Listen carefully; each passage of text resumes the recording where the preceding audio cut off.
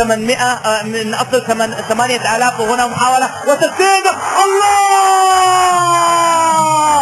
الله يا يونس، الله يا يونس محمود، تسديدة يسارية، تسديدة يسارية تصل الى الازهر رضوان ويرضي جماهير العراق.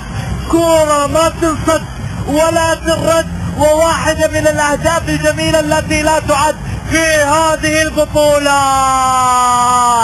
العراق على أعتاب مجد ذهبي جديد بقدم يسارية لا تصد ولا ترد، ولا استطاع أن يتحرك من خلالها رضوان الأزهر ولا حتى سنتيمتر. تسديدة قوية في غاية القوة وفي غاية الروعة، تأتي عن طريق اللاعب المميز واللاعب الفولاذي.